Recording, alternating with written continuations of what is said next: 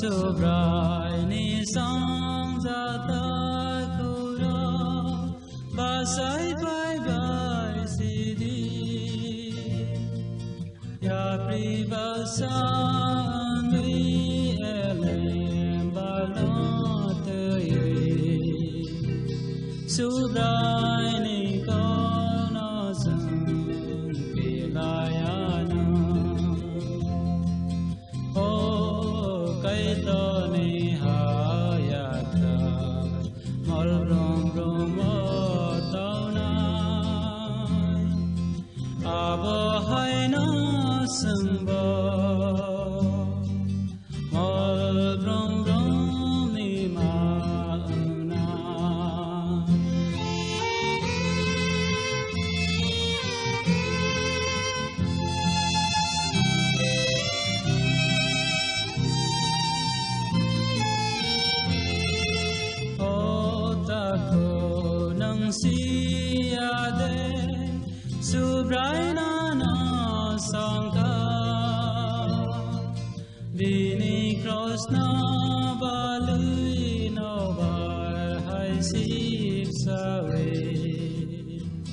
subraini kona sam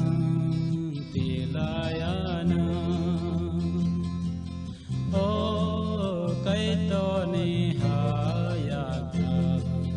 mol brom bromo taunai abo haina sambo mol brom brom ni ma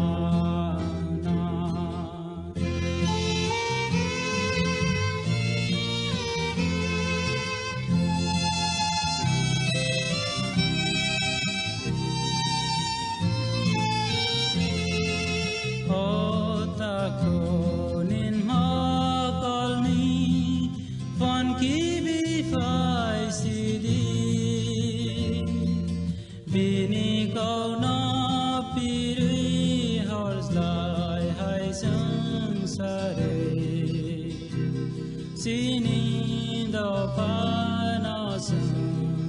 samsarana o kaito ni hayata mol brom bromo taunai abo haina sambo